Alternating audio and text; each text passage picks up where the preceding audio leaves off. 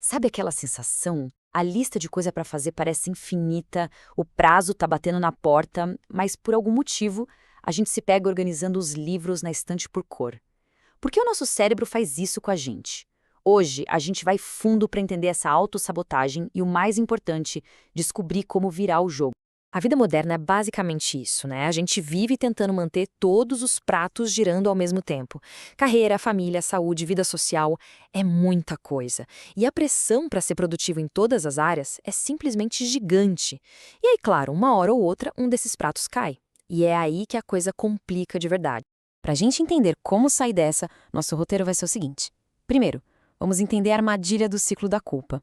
Depois, por que o nosso cérebro é, na verdade, programado para procrastinar. Em seguida, vamos ver como usar nossa energia do jeito certo, o poder incrível dos pequenos ganhos e, por fim, a grande virada de chave. Como é a ação que cria a motivação, e não o contrário. Então, vamos mergulhar no nosso primeiro ponto, o tal do ciclo da culpa. É aqui que a procrastinação cria raízes e fica forte. E olha, esse ciclo é cruel.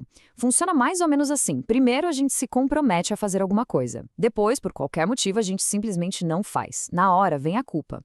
Só que, diferente do que a gente pensa, essa culpa não motiva. Pelo contrário, ela funciona como um veneno, sugando toda a energia mental que a gente precisaria para começar. O resultado? A gente produz menos ainda, o que gera mais culpa, e pronto, entramos numa espiral que só puxa para baixo. E aqui vem um ponto super importante. Isso não é uma falha de caráter ou preguiça, é biologia pura. O nosso cérebro foi feito para funcionar assim. A própria palavra já entrega o jogo, né? Vem do latim procrastinare, que é literalmente deixar para amanhã. É aquele ato de empurrar uma tarefa importante, mesmo sabendo que isso vai dar ruim lá na frente. Parece totalmente irracional, mas tem uma lógica por trás. E essa imagem aqui, nossa, ela resume tudo perfeitamente. Procrastinar não é sobre ser preguiçoso, é uma estratégia para regular nossas emoções. O nosso eu do presente, que é um alívio imediato de sentimentos ruins, como ansiedade, tédio ou medo de falhar. Então, o que ele faz? Busca uma recompensa fácil, tipo rolar o feed do celular, e joga a conta toda para o nosso eu do futuro. É ele quem vai ter que lidar com o estresse e as consequências depois. E essas consequências, olha, não são brincadeira.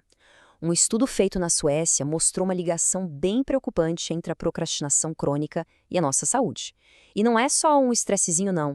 A gente está falando de um risco real de depressão, ansiedade e até de impactos físicos, como dormir mal e não ter vontade nem de fazer exercício.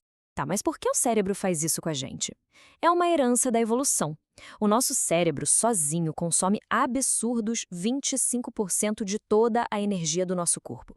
Por causa disso, ele foi programado para economizar energia a todo custo, para sempre buscar o caminho de menor esforço, evitar tarefas difíceis. Para nossos ancestrais era uma questão de sobrevivência. Ok, se o problema é essa economia de energia, a solução não é brigar com o nosso cérebro, é ser mais esperto que ele. E isso nos leva a uma definição completamente nova de produtividade. E isso nos força a perguntar: o que é ser produtivo de verdade? Com certeza não é sobre fazer mais coisas em menos tempo. A verdadeira produtividade é sobre inteligência e alinhamento.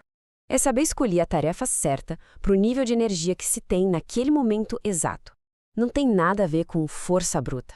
Dá uma olhada nesse gráfico, é bem visual. Quando a energia está lá no alto, essa é a hora de atacar as tarefas mais cascudas, como aprender algo novo, criar. Energia média, ótimo para planejar, organizar. E quando a bateria está acabando, momento perfeito para aquelas tarefas mais mecânicas, tipo responder e-mails.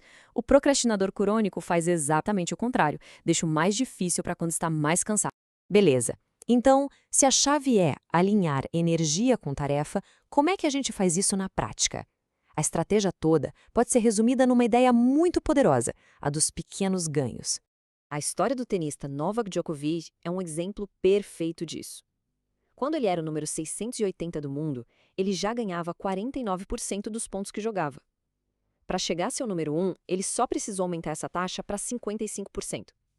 Pensa só, uma melhora de 6% levou ele do quase anonimato para o topo do esporte mundial. A lição aqui é gigante. O que muda o jogo é o progresso constante, não a busca pela perfeição. O Djokovic não virou um jogador perfeito da noite para o dia. Ele só ficou um pouquinho melhor, de forma consistente. A equipe de ciclismo olímpico da Grã-Bretanha levou essa ideia a um nível absurdo, com a filosofia do ganho marginal. A meta deles era melhorar só 1% em absolutamente tudo que pudessem imaginar, desde o tecido da roupa dos atletas até a qualidade do travesseiro que eles usavam. O resultado, o acúmulo desses ganhos minúsculos levou a um domínio total no esporte. E para aplicar isso, a gente precisa entender duas coisinhas sobre o nosso cérebro. Primeiro, a força de vontade não é infinita, ela acaba como um músculo que cansa. Segundo, nosso sistema de dopamina, que busca recompensas, é um sistema das cavernas vivendo num mundo de TikTok. Ou seja, ele é facilmente sequestrado por qualquer gratificação instantânea, desviando a gente do que realmente importa a longo prazo. E com isso, a gente chega na peça final do quebra-cabeça. A ideia que parece ir contra o senso comum, mas que talvez seja a mais poderosa de todas. A maioria de nós acredita que precisa de motivação para poder agir. A gente fica esperando a vontade chegar. Mas a neurociência mostra que a fórmula é exatamente o contrário. É a ação que cria a motivação. Pensa na lei da inércia da física. Um objeto parado tende a ficar parado. O mais difícil é sempre dar o primeiro passo, sair do lugar. Mas uma vez que a gente entra em movimento, aí a mágica acontece. A gente libera endorfinas, sente aquela sensação de eu consegui, e isso cria um ciclo positivo de energia. Fica muito mais fácil continuar do que foi começar. Então, como dar esse empurrão inicial?